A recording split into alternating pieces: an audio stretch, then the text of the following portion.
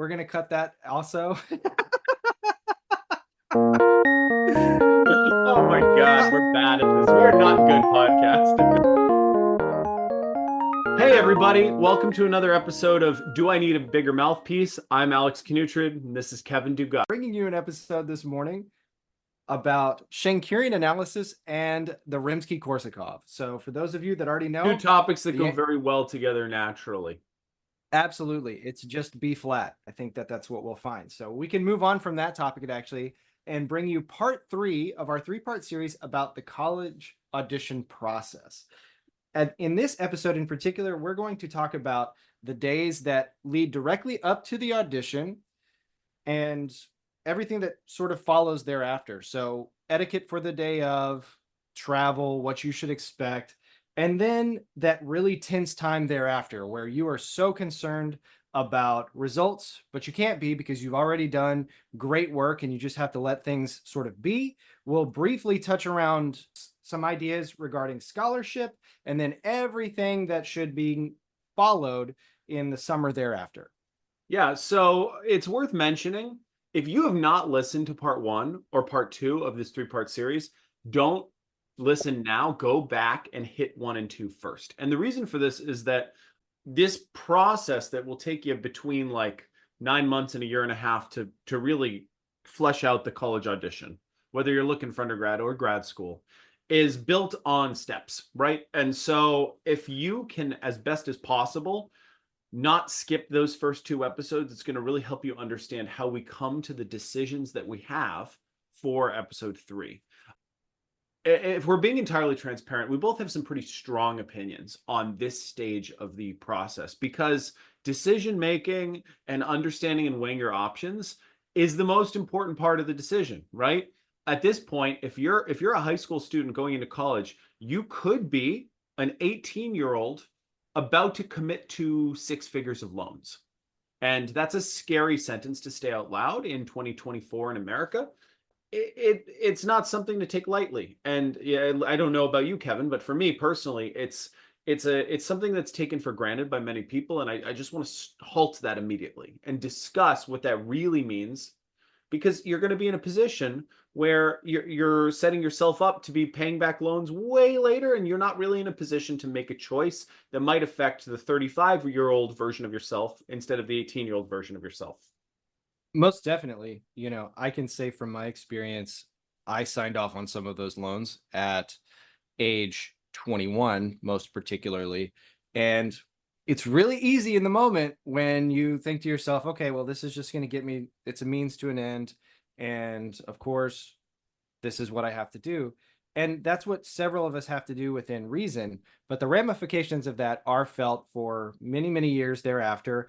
And they're manageable. I'm not going to sit here and tell you that in every case, that's the absolute worst decision you could make. There are investments in yourself that you are taking by making some of these decisions, and they are going to pave the path forward for you, whether that's in music or no matter what. As someone that has talked to so many people that have left music for other opportunities, and this is actually an episode that would be great to flush out at some other point, the value of music school as it pertains to other fields, you are going to be getting a great education. You're going to be building a skill set that's incredibly important for you, but it comes at a cost. And that's not just with music, obviously, that's with so many different fields. And we've talked about that a little bit. So I think that that's a good sort of thing to get our wheels spinning. I want to make a quick aside, Alex, if we can.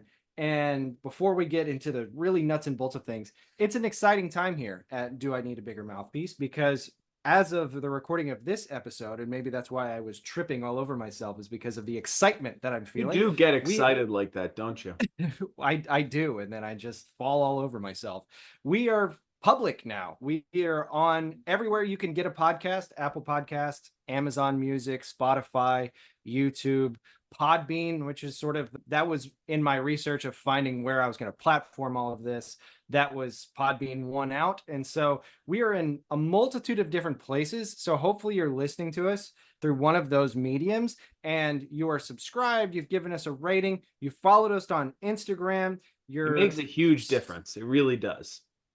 Absolutely, because we have a pretty decent pull by word of mouth, and and we can send out all the invites we want to this sort of thing. But if you are able to just, even with your friends and your cohorts that are doing the things that you are doing to get better, if you mention this podcast and you mention our availability in terms of going to our Instagram, looking up our link tree, all of that stuff, that's going to help us out a lot. And I promise that we are going to curate the best content we can to be as entertaining as possible, to deliver you some great shorts, maybe some more of me walking around the south end of Boston with my baby strapped to the front of me and being like super cheeseball.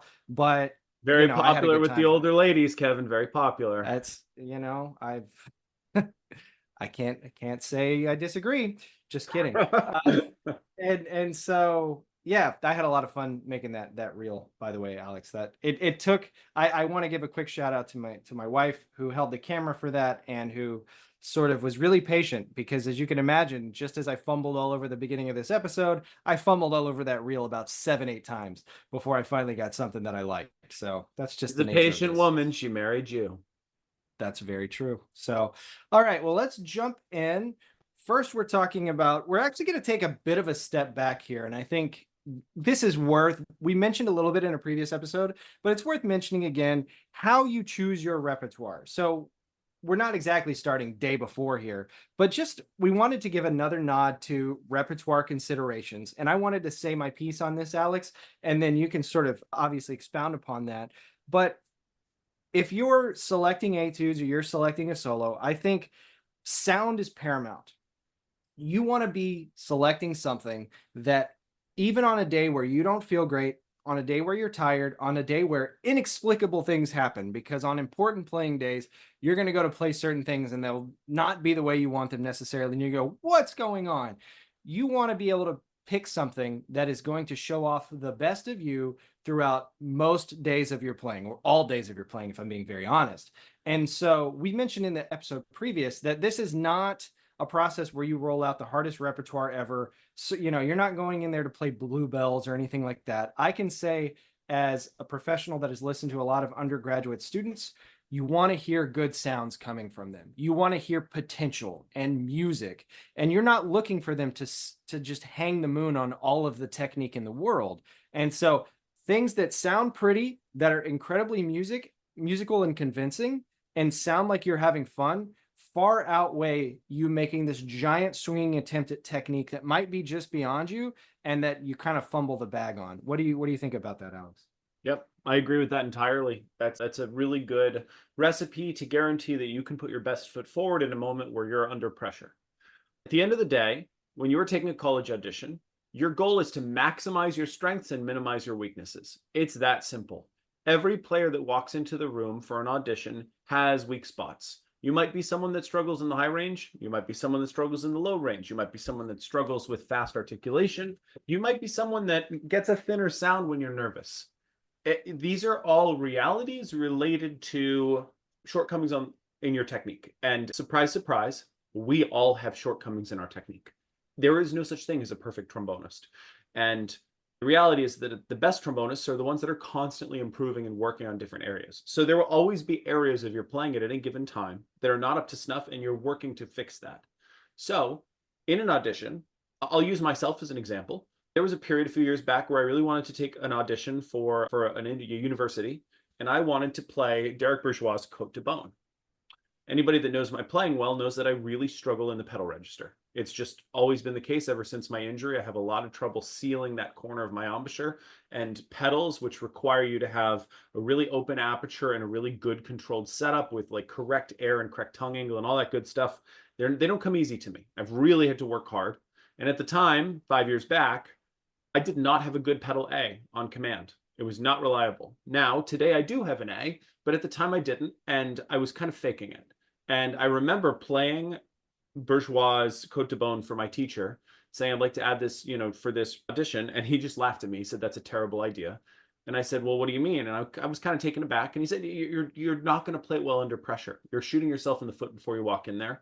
Let's find something that shows off one of your strengths in your playing." So we did. We picked something that was an aria that was really high, that shows off my ability to play in the high range, which is a strength of my playing, and the lyrical control of my tone that I have, another strength of my playing. And so what we did was we took a liability and we replaced it with a strength. And that's we call this repertoire architecture. You're making choices ahead of time on the architecture of how your audition will be from start to finish. This is the same category for me as putting your recital program in a specific order. 9 times out of 10, when you walk into an audition room for school, the professor on the panel is going to say, "What would you like to start with?" That is not because they don't care. That is not because they don't have opinions. That is because they're trying to give you an opportunity to lead with your best foot. This architectural decision of how you're going to present your program is critical because you want to start with a strength and then you want to continue in a natural flow through the program. For many people, starting an audition with your row shoe is a good choice. There are some people for whom that's not the case. Maybe if you're someone that struggles with stability of sound at louder dynamics, or maybe you don't have the best articulation like under a legato slur. If that's the case, starting with a row shoe might put you in a nervous place. So instead, you might start with a technical etude like a Blazevich or a Beach because you have a really good command of your articulation. Is it a standard place to start from the panel? Maybe not. But if you're leading with strength and confidence and you start and you knock that out of the gate and it sounds really good, then you move on to your second thing, that benefit is something that's going to carry through the whole audition for you. And that's the right choice in that situation. At the end of the day, the point here, make sure we maximize strength and minimize liability in audition architecture, period. Yeah, you covered it all there, Alex. I was going to say that we have an interesting Venn diagram overlap in the developments of our pedal register, because I thought my entire 20s was spent just, for lack of a better term, the only word that can come to my mind is farbling, which I don't think is a real word. No, we But all know exactly what you mean, though. I've farbled plenty of B flats and A's and A flats. Yeah, it just, if it came out, it was super flat and it was completely unstructured and it made no sense to me. And for the longest time, as I went through my entire 20s, this is a point to another, again, something else for us to all consider. I just continued to experiment. I just went with every single thing I could possibly do until one day something clicked. And for me, it was a shift.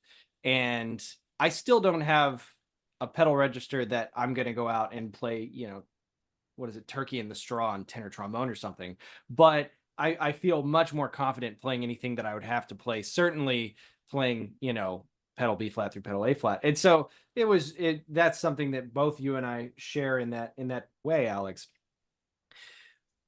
I love the idea of making sure we mention that so many times, and I hadn't even thought about this, so I'm glad you said it, that when you walk into that audition room for the college audition, they're gonna let you call the shots. And you're so right in that it's because they want you to feel comfortable. They want you to, lead with the best thing. They are cheering for you to blow them away. And so, think about that early before you even get there. Think about the order in which you would love to go through things. Yeah, the only major mistake that you can make here in this process is walking into your audition and being blindsided by that question. If somebody asks you, "Hey, what would you like to start with?" and you're surprised that they didn't tell you what to start with, that's on you.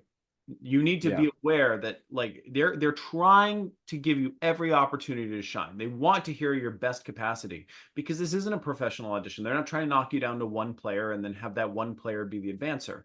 They're trying to find a pool of candidates that not only they think are strong players, but are coachable people and friendly people and people they want to work with and people that they believe if they invest their time in, they will make good use of it, and people that will be good citizens in the community and in the studio culture. There are a lot of factors here at play here, and it's not just how well you play your Roshu, like that's part of it, and it's a big part of it. In fact, it's the main part of it, but there are many other factors at play, and they want to give you every opportunity to shine, not try and beat you down. This is additive, not subtractive auditioning.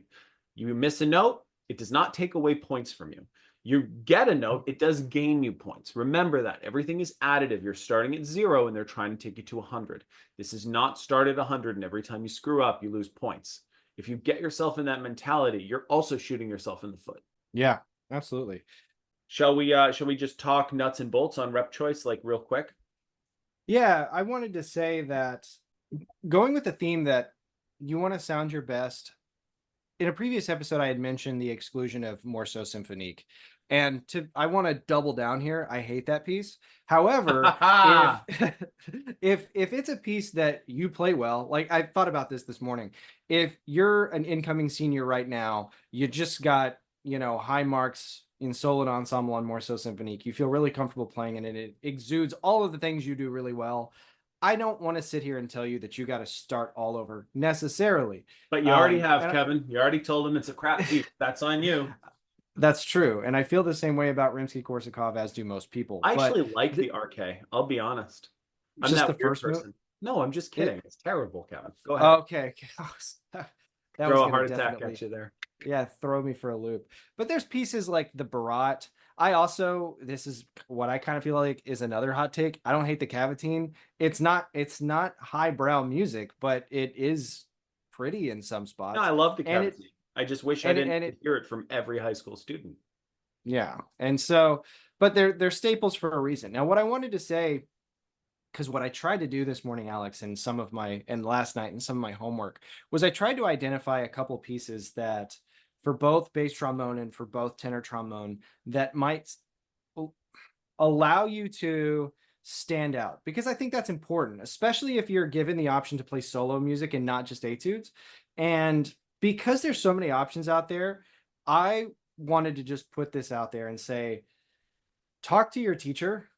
Hopefully we're going to be assuming that you're studying with someone that is really proficient in what's going on with repertoire, some new and exciting repertoire, some diverse repertoire, a meaningful conversation with your private instructor well in advance of time. You can identify some really wonderful pieces of music to start working on, that one, you will enjoy working, because I would say, Alex, over the last 15 years in the trombone community and in the greater brass community, we've experienced a renaissance of writing for our instruments. I always felt like when I was an undergrad, people talked about it like, oh yeah, we got to get new music out there and all that sort of thing. And I finally feel like we're on some of the other side of that, where it's really happening a lot. And the internet, of course, obviously pushing all of that around helps. So there's so many options. Just for me, one thing that came to my mind that's becoming more and more standard, but A Caged Bird by Barbara York, which is not even a new piece. It's relatively old, but it's becoming more and more well known.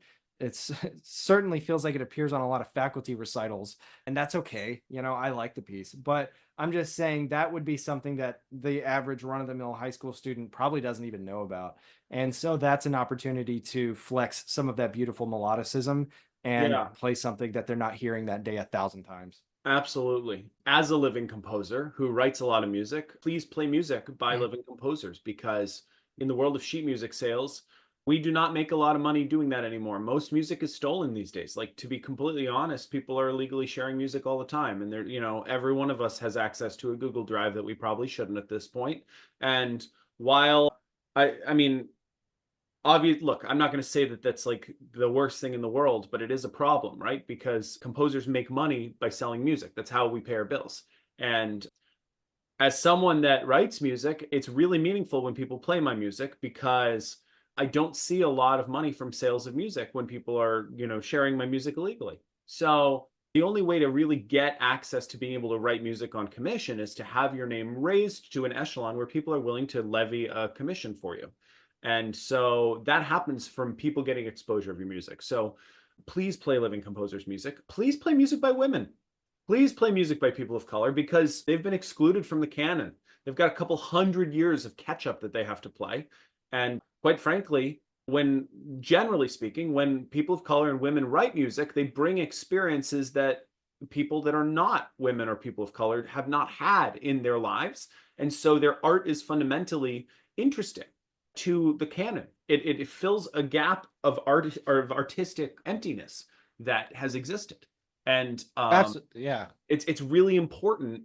It's not and yes, obviously it does say something about you when you walk into a committee with diverse repertoire. It says that you're alert and you're aware of things that are going on. You're not someone that sticks your head in the sand. You're someone that's willing to take a stand against systematic oppression. Like, that's obviously important.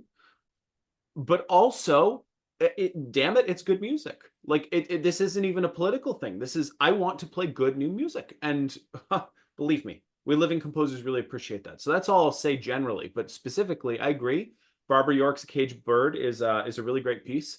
I'm a huge fan of Elizabeth Rom's music. I've Hmm. spoken with her at length when I premiered, not premiered legal, like Christian Lindbergh actually premiered it, but her alto piece, Olmütz Concerto, was the Olmütz Concerto was not very popular and not well often done for about 20 years. And Elizabeth Schaefer and I split it up and did it on a recital at IWBC in 2022. And it was really well received. And after that, it became the ITF piece for alto last year. And so I like to think that we kind of brought some attention to it. But more importantly, her music is awesome. She has a Fantasia for tenor that is excellent and would make an excellent piece to do for any kind of competition. My friend Miles Blakemore just did that on his recital tour around different colleges giving master classes, and it sounded wonderful. And there's a recording up of it, and you can absolutely, reference that to play this excellent work that would be a really good choice for college auditions. And there's way more. I mean, Kevin Day just blew down the house with a sonata. His bass trombone writing is now a few years old and canonized. Kevin's music is excellent. Really nice guy, really great writer, really dynamic writer, like really interesting understanding of rhythm and the function of rhythm in music. And I think that it is very different than a lot of the rep that we have in the trombone world. So if you chose to do some of Kevin Day's music on your recital or on your audition, it would allow you to exhibit a mastery of rhythm in your audition architecture in a different way than a lot of the other rep that we do. And again, I this think I things think to think the about. I think the Sonata in One Movement by Kevin Day for folks that are looking into graduate work, I say particularly DMA, but I'm putting my own limitations in my mind here. If you're a master's student that's just blowing down the house, I think instead of playing the Creston, you play Kevin Day's piece. Yeah. Just as a thought. Because it's you talk about rhythm, it has that same vein of that exciting rhythmical, electricity, and it's newer. We're gonna hear that piece for the rest of our lives, and I'm more than happy about it because I think it has earwormed me, and I have not listened to it for like a couple weeks, and then sometimes I still go da da da da da da da like just for fun because it just stays in my head. So Yeah. I that's a mean, cool piece. Kevin's a euphonium player, and it's very obvious when you listen to his music. Yeah, That you're he's like, oh writing right on the edge of what trombonists can do with the slide, and there's yeah, not a lot of mercy there. So, but that's great. yeah. That's how we elevate our community. I mean, I got a lot of flack when I wrote my sonata because of the demands, and I like to think that every day I hear more and more people that can play it. So, this is There true. you go. And I just want to Uh, say, because I don't think I've ever told you this, Alex. I have bought your Alto method twice. I bought it twice it seems a because little I bought excessive. well, I bought the physical copy and then I got an iPad months later and I was using everything on my iPad and Alto Native. And so I was hauling both around and I'm a lazy millennial. So This eventually is I great. decided Now I will remember that I've taken money out of your daughter's mouth twice. Good that's job. right. That's I feel like a exactly. terrible person. I would have just sent you my book. I feel terrible. You already bought it. Well, and so what I did was I held on to it. I made this realization. I held on to that book for 2 years until I talked to someone that I felt like had enough potential and was serious enough about alto that I gave that to them as a gift. I Ah, was like, what I've a purged. bean. What a sweet I bean. Look at I know. you. I'm a saint in the making. I'm a saint in the making. St. Kevin of the So Church of Dugas. I Sounds love it. badass. I like it. Yeah, I think I could make a tattoo out of that. So we've talked about setting yourself apart. I think that's enough. Like between the last episode and this episode, you got more than enough to chew on when it comes to repertoire considerations. Totally. And Totally. so I think we can move on to talking about the travel and day of audition. And I was thinking about this, Alex. What's the most ideal? And we don't always operate in ideals, right? Some days your flight gets delayed. What are you talking Sometimes about? you have, Everything's always perfect. Everything's fine, yeah, Kevin. It's fine. it's always like you draw up. I have a journal that I write everything in, and have been doing this since COVID. I probably already mentioned it in a previous episode. What? You journaling? And No, we've never heard about it. Keep going. I I'm also from Texas. And in that journal, in that journal, much of the last several months, I will write something out and it just completely goes by the wayside in many ways. And I'm kind of triaging each day. That's life with a baby. I wouldn't trade it for anything, but it's, all I'm saying is it's great to plan, but it's also great to understand that plans can go by the wayside. And so give yourself some time to adjust. If you can get there, I don't know what you think about this, Alex. I like the idea of I have an audition at X school and it's on Saturday, right? Obviously, it would be on Saturday. Sounds like a good day. Then, if possible, I would love to be getting into town Friday before noon.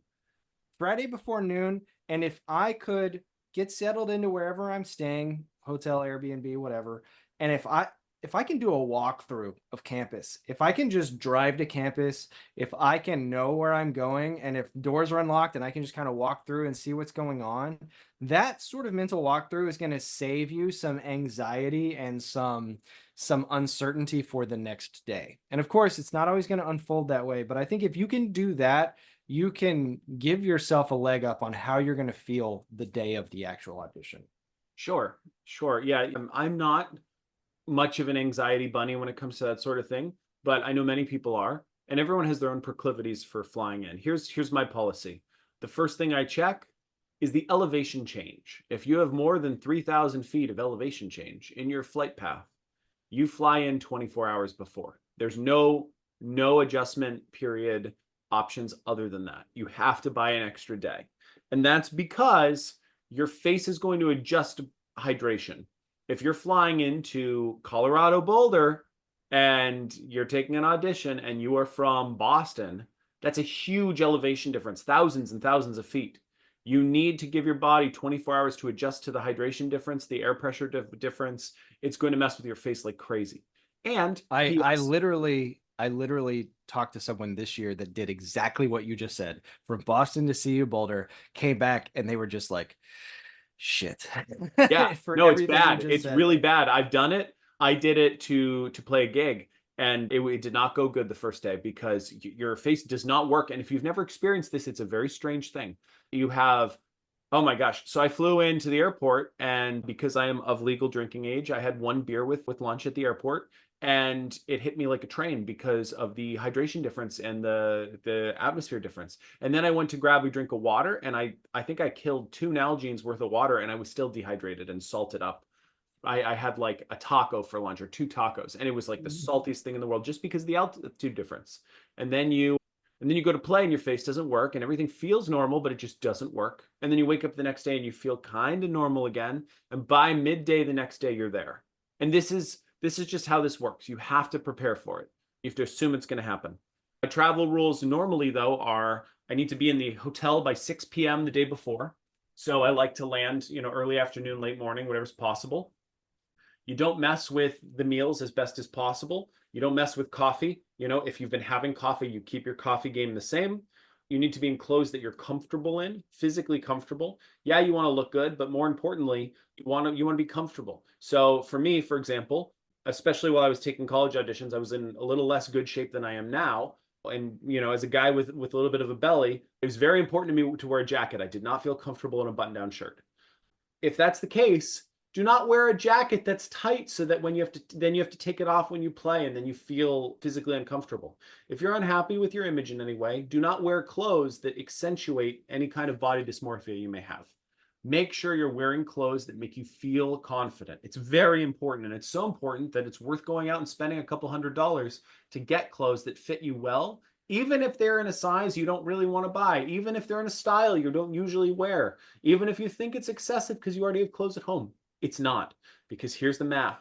If you spend $300 on a suit that you like, that makes you feel confident, you walk in and you play, all you have to do is go $80 a year in scholarship money for 4 years more from that audition difference to equalize that suit. So, the reality is if you get an offer of financial aid that's $3,000 a year more because you were more confident, you played slightly better, that decision to buy a suit, it saved you $12,000 over 4 years at that school. And that This math sounds is like like, a great time to kick it over to our sponsors, Jose Bank. Unfortunately, they're not our sponsors, yeah. but maybe one day. But I Joseph love A. Bank. I love what you're saying there, and it's Do so true. And I you had ever written get that. curious about those sales, Kevin? It's like buy one suit, get three free, donate one to a veteran. You're like, so I'm paying this for 5 suits? Oh yeah, How does your price model work? the math, it's worse than a fireworks stand. Like it's abysmal. You Oh, know, it's that's like great. Worse than a fireworks stand. My father would always say that's about as useful as a two-story outhouse, which I liked. I, that my oh gosh, you flooded my memories back. My dad, this one is still PG, but he one that sticks with me for life is he said it's like a well, I can make it even more PG. He says it's like a cow peeing on a flat rock out there. And I just always like, how do you even get to that visual? I don't I understand. would imagine Uh that that's kind of like what happens when you're doing dishes and you put a spoon in the sink and the wrong way and it just yeah, yeah. just goes Okay, all over you. Alpine on a flat rock. I like that. We'll have an episode dedicated to dad colloquialisms. We'll have to bring Uh Steve Lang in for that. We'll just do Steve Lang and Kevin Dugas talk dad jokes. That'll be a good hour. his dad joke game is No, off he's the unbeatable. it Unbeatable. is. And what I like about it is he doesn't post them every day. It's intermittent, but when he drops one, you know it's going to be an absolute banger. I mean, it's like he's been selecting amongst probably a Curating. field of things. Curating, Yeah, Kevin. curating Carefully exactly. curated wine list. And he only delivers his best. But I really like what you're saying about dress, and I had a similar thing written for me.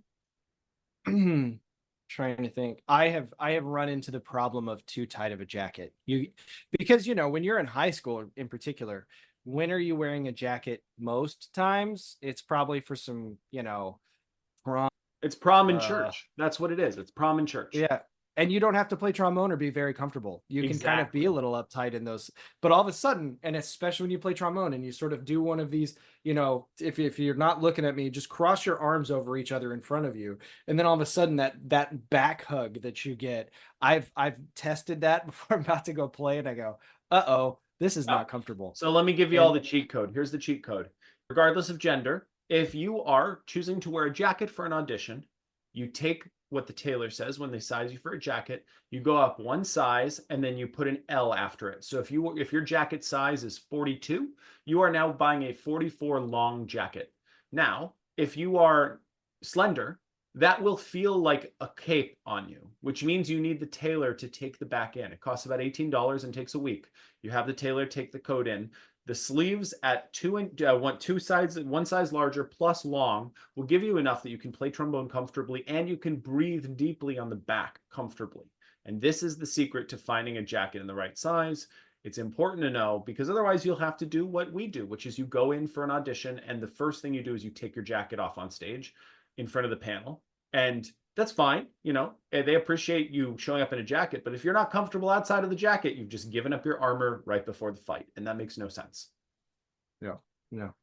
All great considerations. And then of course, all this I want to make sure I want to make sure, even though I don't have personal experience with this, if you're wearing anything that resembles a dress, all of the same rules would apply. You want to make sure that you're comfortable. You want to make sure that you can move around.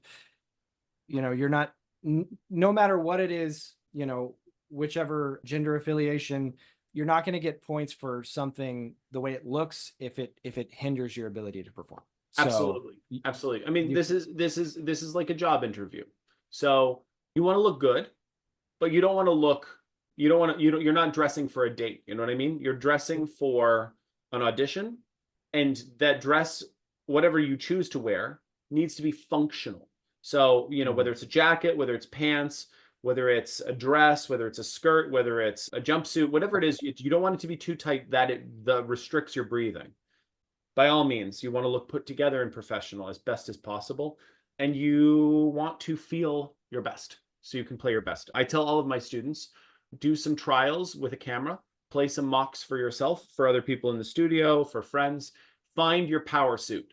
Find the article of clothing combination that makes you feel the best, that you look good in, that you play well in, and then you take that and you buy 3 of them if you can afford it. And if not, you buy 2 of them. And if you can't afford that, you keep that one, you buy a garment bag and you protect it because that is your power suit. And you play that for a few years. We wear that for everything because it is just Once it works, it works. And you don't want, you want to minimize as many possible balls in the air with this one. Yeah. Mhm. I think we've killed this It- topic pretty hard. we have. So now we need to talk about the actual. We're here. We're dressed well. It's audition day, and so we'd like to talk a little bit about the etiquette involved in that. And so, For which Alex, I'll there let is a you. lot. It is worth mentioning. I know this is a dense episode. Please get your notepad out. Take some notes down because these are all very important points. They all make a huge difference. Certainly. Something that guided me in my process over a decade ago, and I can't even remember how I stumbled upon it, but I'm so glad I did. Doug Yo has a wonderful resource on audition day. His was centered around obviously an orchestra and checking in and all those types of things. But he talked about how he got his mind right and how he went around, because with orchestra auditions, it's a little bit different than an audition day because, as Alex mentioned, we're not trying to select one person. We're just trying to see, people. We want everyone to show their best and to be able to award them for that, obviously. But you want to find your best headspace, and that is going to be a very personal thing that you're going to have to tinker with and experiment with and figure out what works best for you. For me, and it's based a little bit on reading that Doug Yo article. So if you go to his website, it's not hard to find. If you just Google Doug Yo and audition, you'll find something that's there about that. But for me, it involves a lot of quiet, like outward quiet that leads to some inward quiet. And I'm aware of my breathing the entirety of that. I'm obviously polite when I'm having to speak and do all those types of things, but I like to be in places early so that I can be sitting down, and I like to just write. I took an audition not too long ago where I just wrote, I journaled throughout all of it because it was a lot of sit and wait. And so I was just journaling and being honest with myself about my feelings and acknowledging my feelings. Something that came to me in the last couple of years is when you are nervous, the thing that you don't want to do is try and stop being nervous because you're having this conflict inwardly with yourself. And there's a high chance, in my opinion, and from what I was reading, that you are going to lose that conflict. Instead, accept the fact that you're nervous and understand that the nerves are a representation of all of the preparation that you've given into this process and the fact that you care. If you were on some sociopath level and just didn't care at all, then maybe you wouldn't be nervous. But nerves are not a bad thing. I don't know, Alex, how many times we've had to have professionals tell us that nerves are a good thing and that they experience nerves. So if you have that wall in your head that you're not going to be nervous, knock that wall down and Yeah, it just never learn to goes sort of away. live with You'll it. always be Yeah. nervous, for sure. I actually take a different approach to this. I'll be honest. I hardcore disassociate my brain during the audition, like day before the audition, and I do a little bit of what I call projective cosplay. And let me explain this. If you don't know the actor Henry Cavill, he plays Superman in the new Superman movies. He also plays The Witcher. He's kind of leading man actor now that's famous for playing, hunky main character superheroes. He also happens to be a humongous nerd, and he's very active in nerd culture and nerd community. And one of the things he likes to do is he goes to all the conventions. He goes to Comic-Con and stuff. The problem is he's Henry Cavill, and he can't go to things like this because he will just get mobbed. So what he does is he dresses in costumes with masks on, so nobody knows it's him. And this is actually a psychological phenomenon I find really fun. Henry Cavill will walk around the Comic-Con floor and see all the exhibits and take photos with fans in a mask. They think he's just a normal person. And that's the secret. He is a normal person. He just happens to be an actor. And if he took his mask off, everyone in the room would recognize him and he'd have a selfie mob. I pretend to understand this when I'm in the audition room. So what I do is I pretend that I'm Henry Cavill in a mask. I walk around the audition room. If I see friends, I might smile, say hello, handshake, hug, 2 minutes of conversation, really light, and then I go back to getting in the zone. But in my mind, I'm Henry Cavill in the mask. There's no point in anybody else being at that audition. I'm here. They want me. I'm the winner. And that's okay. I'll put on the mask. I'll walk the Comic-Con floor. I'll say hello to everybody. I'll be as friendly as I can without showing them who I am under the mask, which is I'm the person that is here to win the job. And, I'm Henry Cavill and this is Comic-Con and I play Superman. It's that simple. That's the mentality I try and adopt. And Kevin and my teacher, Toby, talks about this, and he calls it quiet confidence.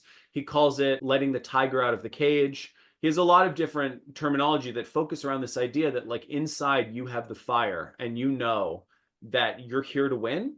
But that doesn't mean that you have to completely isolate and just, put on headphones and sit in the corner brooding. That's not necessarily the answer. For some people, it might be. I have one friend Yeah. in particular that takes auditions, and this person puts on headphones and doesn't speak to anybody and keeps a scowl on because that's what they need to win.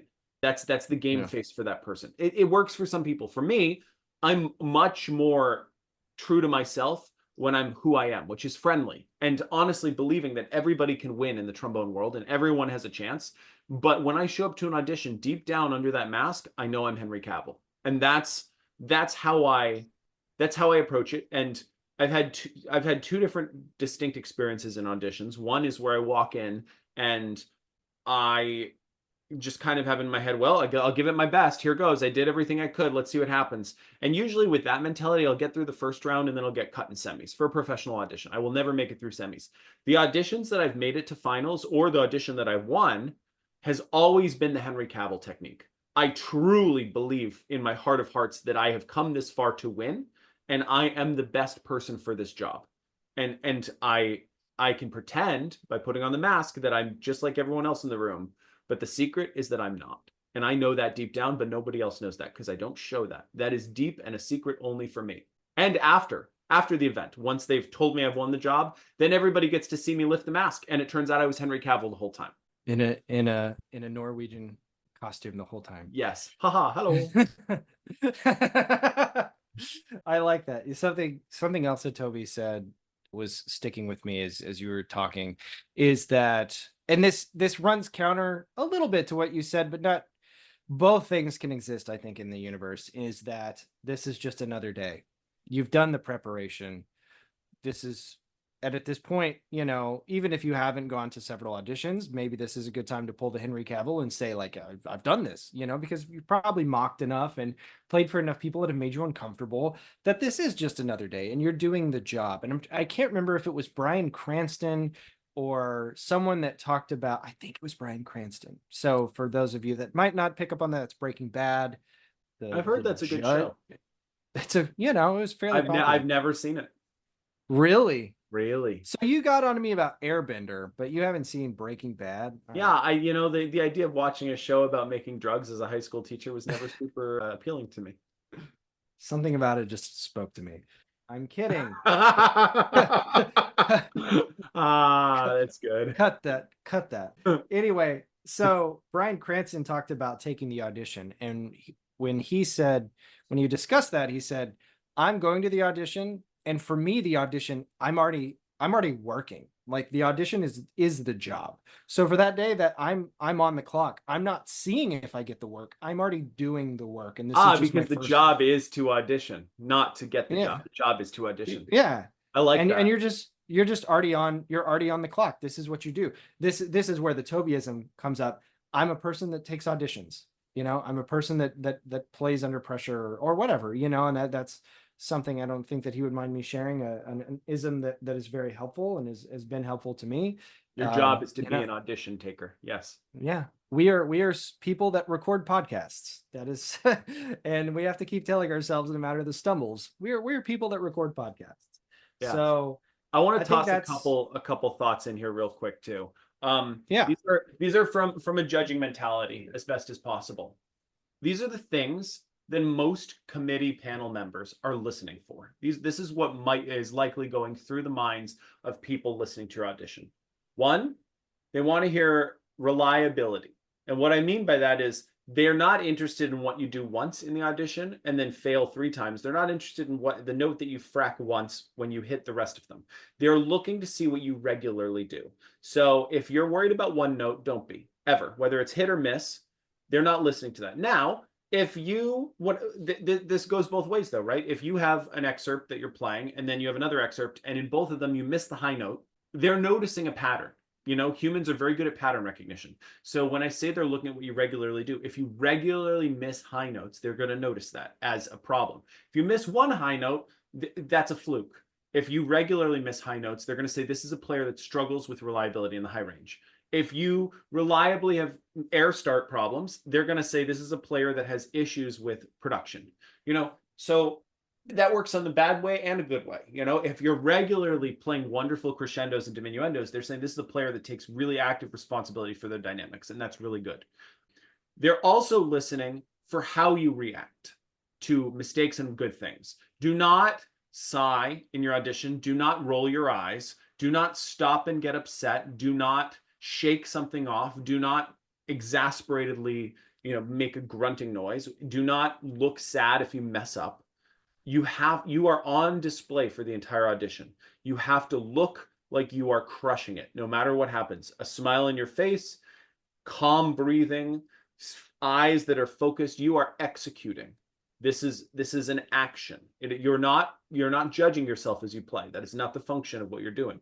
And as Kevin said, you're on the clock. And oftentimes, if you're not happy with something, the judges won't know that.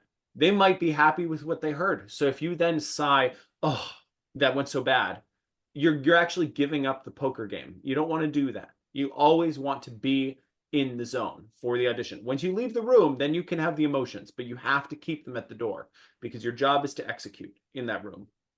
Finally, final quick thought here. They are not just looking for a perfect player.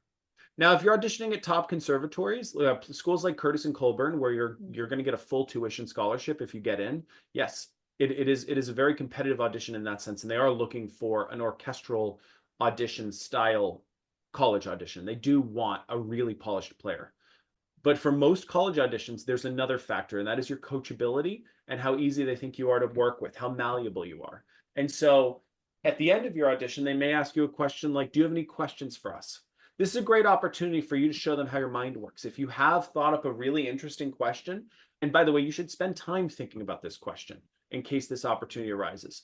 They're giving you an opportunity to show how your mind works. If you just say, no, I don't have any questions, not only does that say this person isn't a super deep thinker, or at least they're not a super good communicator about deep thinking, but it also says this person doesn't really care about this school very much. They didn't put much into thinking, use every opportunity they give you.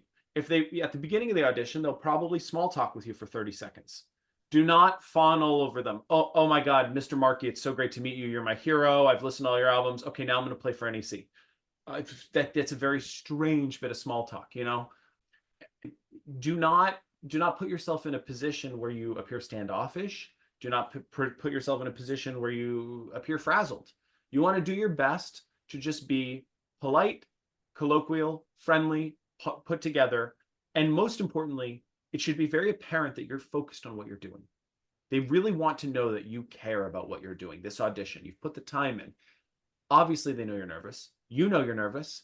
They might even be a little nervous for you because they've all been in your shoes, and humans project these emotions very naturally. But what's most important is that you understand the respect of their time and they understand the respect of your time. This is time for you. So when you go to play, take all the time you want. If you want to take 45 seconds between everything, do it. Take deep breaths. Don't just jump into stuff. Don't frazzle and rush yourself. Take your time.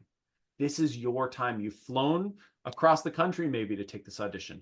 You've paid the time in blood and sweat to get your stuff prepared for this. This is your time. Take it. Yeah. You're going to get the question, do you have any questions, throughout the entirety of your life. This is one of the great first examples of that question. And so if you take anything from this episode and this podcast in general, not that this is the most important point, but it is one that is pervasive through all facets of life. Whenever you're being interviewed, people are going to ask you if you have any questions. It's always great if you have a question because to Alex's point, it shows that you've done your due diligence and that you have researched specific facets of this institution, this opportunity, these ensembles, these teachers, whatever, and that it shows you that you're just that much more committed, and it has such a high value versus, no, I'm okay, thanks. That doesn't I don't want to say that detracts necessarily as long as you say it eloquently, but if you don't say it eloquently and you seem really, really put off by it, I think that's bad. But, you can get so much out of asking a really meaningful and researched question. Just know it's coming. know it's coming for the rest of your life, no matter what you're doing. Whatever you're trying to get yourself into, do some research so that you can have a question, because it's not as true in this scenario, I guess, Alex, but you could argue they're auditioning for you as you are auditioning for them. Definitely. They are actually, I want to take my previous point back. This is an apt circumstance where this is the case. This school is auditioning for you. You could have had an experience where everyone was rude, where the faculty were snarky, I don't know, and you played well and you just didn't feel at home there. Well, if they back up the Brinks truck in afterwards, but another school offers you slightly less, but it felt like home, it felt like where you want to spend the next X amount of years, then that's important. And in that case, that other school auditioned for you better than the first school. So That's one of the important. funniest things I've ever heard you say, Kevin. Back up the Brinks truck. I love that. That's great. I really hope There, that didn't go over anybody's head. If it did, please Google Brinks truck. Brinks. It's very funny. Dr. Dugard, do you have any home run questions that you keep in your back pocket for these circumstances? Maybe you want to share one? no, I'm good. I'm just kidding. Stay away from my Brinks truck. Exactly. I will say I'll relate some of the questions that have been most personal to me over the last couple of years. So that's job interviews and that's the DMA process. I like to ask, what are some of the opportunities outside of the institution available to me? As in your case, if you're an undergrad, you might say an upcoming educator, but you could also say as a performer, are there community opportunities for me to perform? What are some of the concert going experiences? We talked so much in the last episode about how important it is to be close to major ensembles and how some cities, really lean towards providing that. But maybe you're auditioning at a school that's not surrounded by that. You're going to want to know where's the closest avenue for you to absorb excellent music, or where are some avenues where you're going to be able to go out into the field and find yourself as a performer. So that's one big question that I like to ask. What do you have any? Well, yeah, sure. I've got so the question I have been using recently with professional jobs and, like DMA level and beyond, which is kind of my ace in the hole, is I will always end by asking, I'll say, while I'm still here and while you have my resume in front of you, I'd just like to ask, do you have any concerns about possible gaps that might be visible when compared to the candidate that you would hope to hire? And if so, I would welcome any questions so I can speak directly to them just to help alleviate any concerns you might have. The inner screaming of excitement that I just got, Alex, because I am going to directly steal that from you for the No, you rest can't. of It's my mine. Sorry. the rest of my life. Because for those Yeah, for it's a those good of you one, that, isn't it? It's a really good yeah, one. for those of you that might not be as averse or knowing about like the process for interviewing for teaching positions, you don't get feedback. Ever. Yeah, they're you either get the job or you get a thank you email at some point, and no one tells you why you weren't the fit. And so this is like a reverse Uno card where you're like, yeah, well, before you let me go, how could I do better? And I really like that So because I'll tell you, I'll share a story. I applied for a job and I was a finalist for this job with another candidate. And it was a unique situation where not only did I really want the job and I felt like I should have the job, I knew the other candidate that was being considered. And mm, the audition panel did not know that I knew the other candidate. And the other candidate did not have equivalent educating experience to what I had, but had some higher level playing experience. And so when I asked this question, the committee panel was kind enough to say our only concern is that the other candidate in the final round has more advanced playing experience than you do. And I guess we would ask, about some of the playing experiences that you've had at the higher levels. And I was able to speak to a lot of the substitute playing that I've done that does not exist on my resume because I'm a little queasy about putting things on my resume that I've only done once. And mhm. many people are not.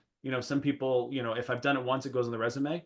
For me, I got to do it twice or three times to really put it on the resume and feel comfortable with it. Because otherwise, I feel like it's just kind of a one and done, and I kind of feel like I'm stealing. Which, you know, some people may disagree with that, but that's just for my comfort. And in this situation, I was able to then answer that gap and provide concrete examples, and the panel was very thankful for that. And I did end up getting that offer. So Oh, okay. it made a Nice. significant difference to be able to speak to that directly. Yeah. Very good. Well, so It those covers are, your blind spot. At the undergrad level, I think a really helpful question can be to ask the professor that you're playing. So if you're auditioning at a conservatory and your professor also plays in a major symphony, you can ask them about their availability. You know, you can say, I realize that you have two jobs here, and you're torn between constantly, or like maybe not torn between, that's not the best way to say it, but you could say something along the lines of, I know that your role here is both as a professor and as a performer.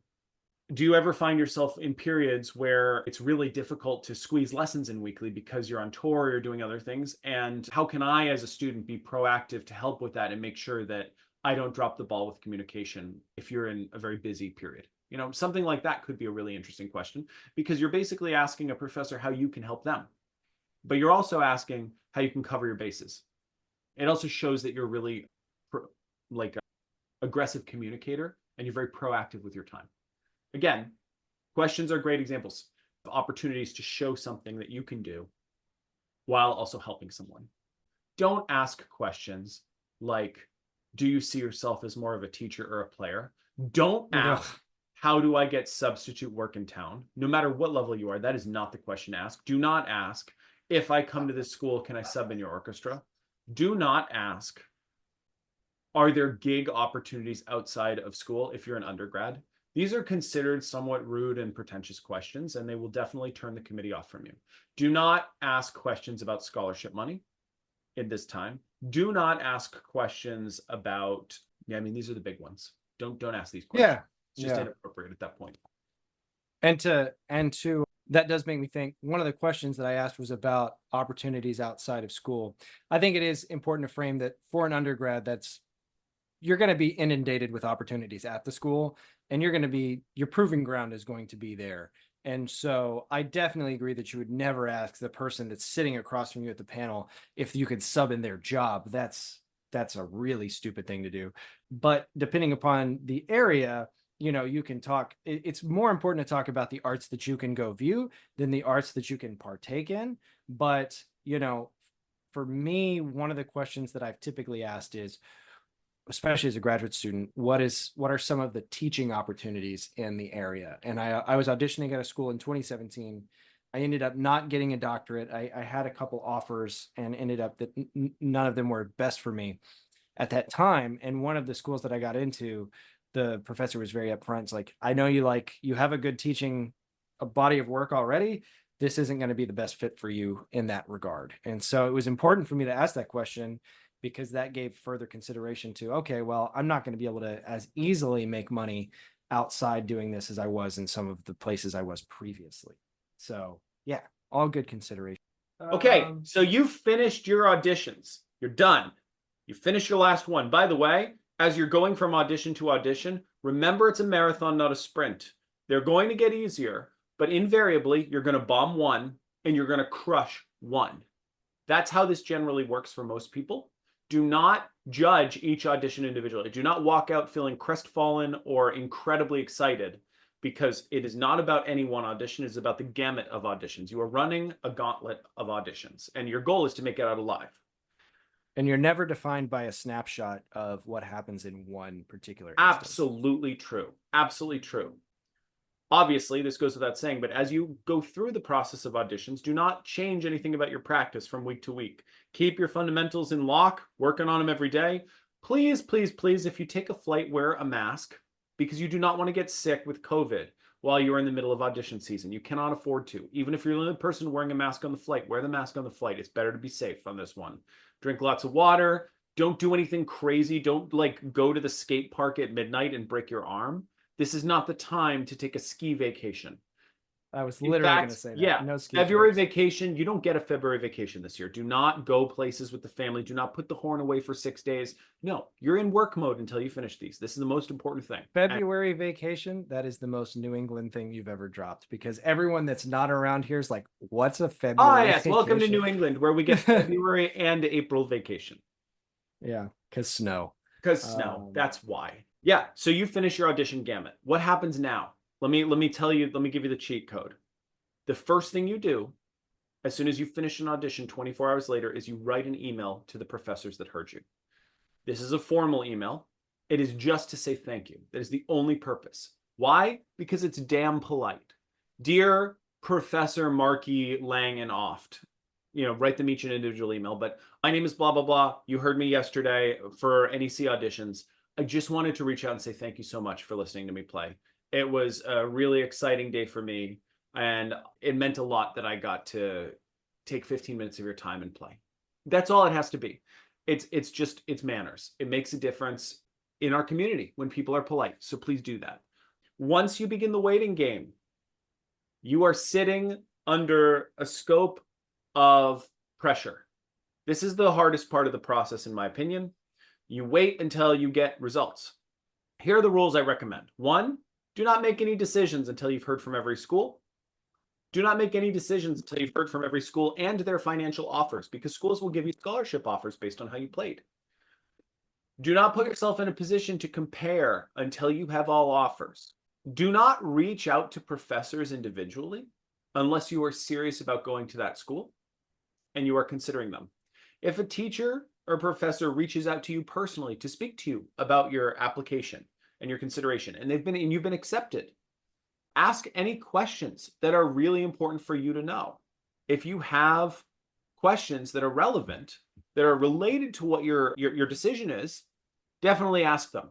Be transparent, Do not lie to professors. This should go without saying, but do not say to a professor, I have a full ride from this school. I need you to really consider more money for me, otherwise I can't come. If you don't, that is lying.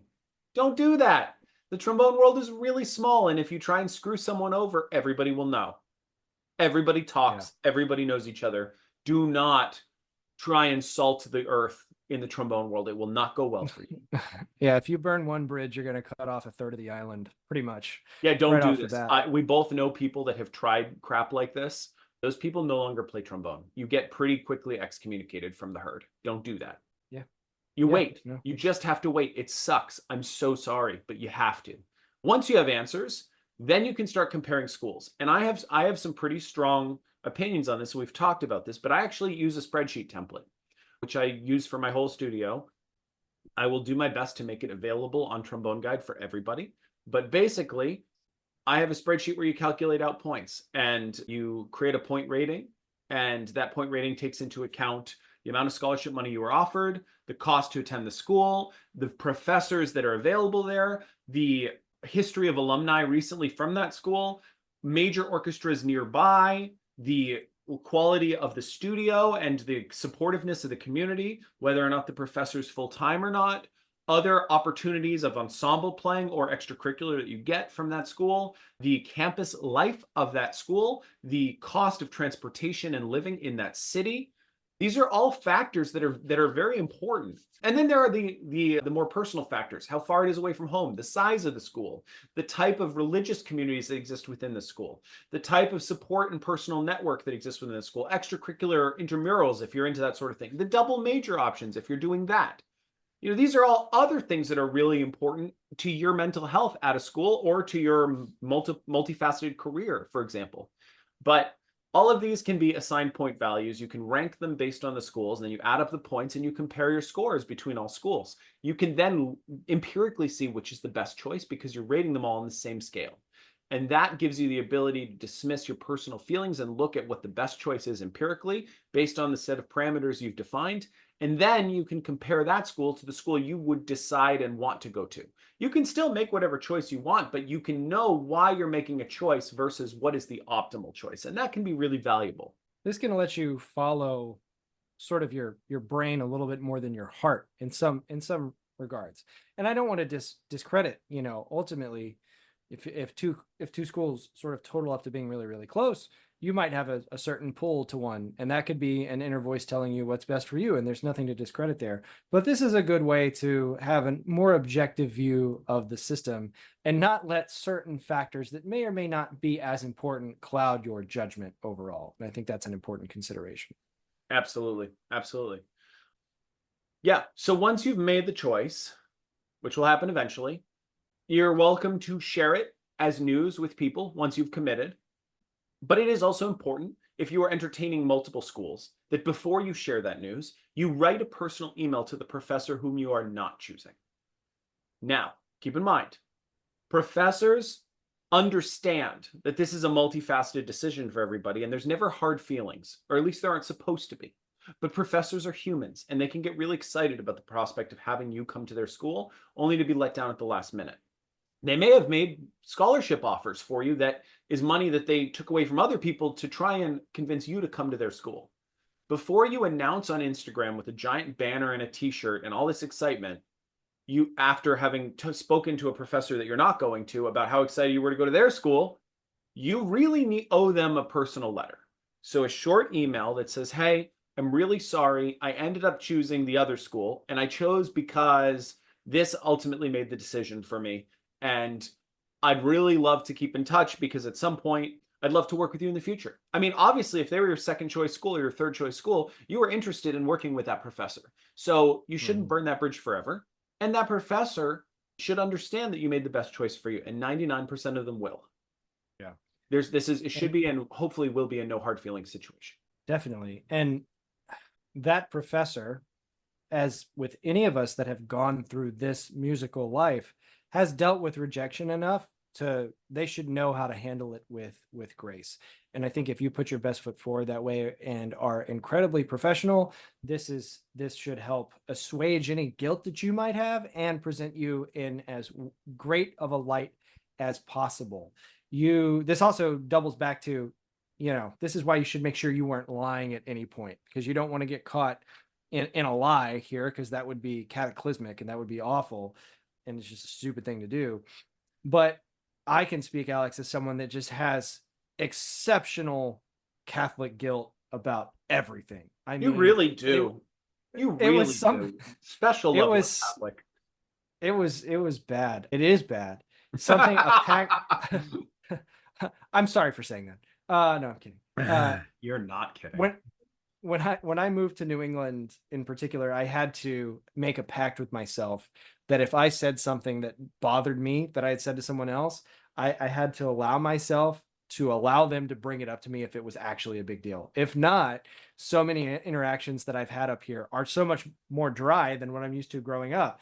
And so most of the time, something that I would think came off as awful, the other person already forgot about. So in this instance, all I'm saying is you can't allow your own guilt to beat yourself up about the decision. This is an important decision for you, and you have to make this the best decision for yourself. Obviously, I don't think most people are not going to go to a school just because they have an immense amount of guilt. I'm mostly just saying don't let it tear you up. If you're doing all the right things in how you communicate, you can just move on and feel good about and feel the celebratory nature of what it is that the journey that you're about to start over the next X amount of years.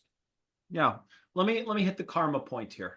I believe in karma pretty strongly. What goes around comes around. Whenever you have the opportunity to do something nice for someone, you should. If you are on a school's waiting list and you make a choice to go somewhere else, please call that school immediately and have them take you off the waiting list. I know it's very easy to forget about it and just like say, oh, it doesn't matter. But like there's a kid that is on the waiting list below you that is dreaming of going to that school. And if you can cancel and say, I'm not coming, take me off the list, that gives someone else the opportunity to get that offer. Or if you're entertaining two schools and maybe you're entertaining three schools and you know you're not going to go to one because it's really between the other two, take yourself out of the equation. Call them. Tell them it's not going to happen because there's someone on a waiting list of that school that would dream of going there. Just do the right thing and get out of the equation so that someone else can be in that equation. Always, always. And I speak from experience. I did not end up going to NEC for my master's. I went to BU, but I bombed my NEC audition for my master's and I was on the waiting list. And I ended up getting taken off the waiting list. And I was offered to go with, some scholarship money actually. And that happened because someone said no. And that I had already decided to go to BU with Toby, but I could have gone. And if I hadn't wanted to go to BU with Toby, I could have gone to NEC with Steve for my master's because I was taken off the waiting list. So truly that karma can, the person that's on the waiting list below you, it might be their dream to go to that school. Maybe they had a really bad audition. Maybe their flight got delayed and they didn't sleep the night before. You never know. And there will come a time in your life where you need help from a friend, and that karma does come back around. It really does. Always be the nicest person in the room. Always help everybody. That's just the rule. Yeah. I want to share a funny story where it didn't really work out well for me, because just this will take a minute. And this is kind of ancient history because this was from the first time that I was auditioning for a DMA. And this professor, if they ever listen to this, wouldn't even remember it. So I was on the wait. I wasn't on the waiting list. I was accepted. I was in line to get the TA, and but I wasn't the first choice. And it was a great TA. It was exactly what I wanted. It was a school I wanted to go to. And the professor called me and said, "Hey, I think that you're going to be able to get this TA. I think this person's going to back out." And then I got really excited for a Oh day. no. And then they called me back and said, "Never mind. They decided to come here anyway." And I was just like, I thought to myself, I was polite. And I was like, "Okay, well, thank you so much." I just hoped it was a lesson for them in that moment to like make sure you have all of your ducks in a row. They were before not you go. excited to make that phone call. That's for sure. Oh, it sucked. It hurt because I ended up, not going to school, and everything worked out in such a wonderful way thereafter for the subsequent years. But in that moment, I was gut punched. I can tell you, I did not feel inspired to practice that day. It was a PS4 day, and grab a beer. So Yeah. Hey, anyway, we all have, every one of us is littered with failures in the past. As Kevin, you know this, but nobody else maybe does. I have a letter printed out from an email from a oh professor yeah, that is hung above my practice room, where a very famous professor said some very unkind things about my playing after a failed audition. And were they fair things to say? Yes, but they're not the kind of things you should put in an email to a young student, I think. But I was wrecked. And I keep them on my wall to remind me how to practice. And maybe yeah. not the healthiest thing for my brain, but gosh, it's hard to let go sometimes. It really is. And you have to remember that like every interaction you have with someone around something as heated as a college audition could be catastrophic for that person or for you. So you always approach with care and kindness and the desire to help as much as possible. This is especially now that I'm teaching, and specifically I coach so many students on auditions, an experience that seems very casual for me because I've done it now almost 100 times. I've put students into college. I know the process, but for each student, it's their first time and they're terrified, and everything matters. And it's just everything's on just like high stress adrenaline mode. And I have to remember that because I can say to a student, "Hey, you're fine. Calm down. It's going to be great." It doesn't feel that way for them. And I have to remember that. It's very important. Yeah, yeah, absolutely. Shall we Well, talk about the we're post-decision period real quick? yeah, we're approaching the last couple minutes, and I think you outlined some really great points to kind of wrap us up, Alex. So why don't you? I'll interject where needed.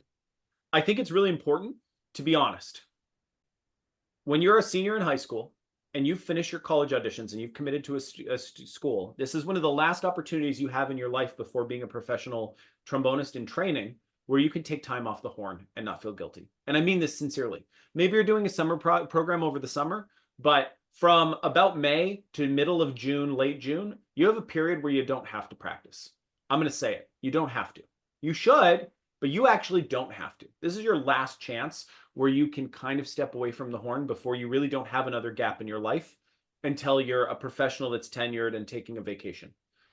You should practice your fundamentals during this period, but you should step back from the horn a little bit and enjoy life. This is a period to spend some time with your friends, with your family, to graduate, to come to terms with the fact that you're going to leave home. This is a time for you to sink time into family and friends and community. And yes, keep your playing up, but until the end of June, you're in a period where you can kind of go light mode on the trombone. And I only say this because I need to be honest, and many teachers might not agree with me, but in the experience that I've seen, you don't have any accountability until September 1st, and you're in a period where you're going to experience great change. So to that end, and plus you've just gone through one of the hardest things you'll ever have to do. So give your body a break. Then once you hit the end of June, you kick it into high gear again. You get into fundamentals, you start working hard, and you prep yourself for your August first lesson and seating audition, where you get to make a first impression. First impressions matter a huge amount. The second thing I'm going to say, and this is super important, for the first time in your life, maybe, you get what I call the clean slate opportunity. You only get a few of these in your life, so don't squander this. When you go off to college, you go to a place where nobody knows who you are. You get to redefine yourself. Many people go through a period where they spend $1,000 on new clothes and they change their style when they go off to college. But it doesn't have to be just that. I tell all of my students this, and I will tell you all this now too. Before you go to college, as a freshman, sit down and spend an hour with a piece of paper and yourself. Write down anything about yourself you're not proud of. Traits that you have. Proclivities. Maybe you have a bad habit. Maybe you lie. Maybe you're an exaggerator. Maybe you can be a little manipulative when you're upset. Maybe you have a temper. Maybe you're really afraid of feeling outcast for some reason or another. Whatever it is, write these things down. Look at those traits and decide if there's anything you can change. Because if you decide to change something, maybe you're going to say, I have a temper, but I'm going to decide that I'm going to confront that. And when I go to school, I won't have a temper. I'm going to force myself to practice being more calm about my temper. And I'm going to work on it all summer. When you get to school, nobody will know that about you because you're in a whole new place. You could tell people that you have a different name, for God's sakes, and that would be how they'd know you. So you Now that would go back, that would feed into the manipulation a little bit. But but if you decide to redefine yourself, you may be an imposter for a few weeks as you cosplay as somebody else. But what'll happen is your body will learn and it will adjust, and those will become traits of who you are. This is a piece of advice that my trombone teacher gave me when I was in high school. And I removed a character trait that I had in high school when I went to college that I was not proud of. It was something that was very problematic in my life, and I removed it surgically. By just deciding it was no longer part of who I was, I left it behind. And when I went to college, that trait escaped me. And I was no longer that person. And I got a clean slate. And it was wonderful because I got to leave some of the baggage from high school. Now, the only caveat to this today is social media. So people will know you from social media, but you can make those changes too. It's a good time to reevaluate yourself and practice healthy habits. The final clip I want to throw down here is do not buy a new trombone. This is not the period to buy a new instrument. In fact, from halfway through your senior year until you go to college, you do not buy a new instrument, because once you get to school, you have a new teacher and your sound is going to change. Your playing is going to change. And you want to shop for a new trombone with that teacher.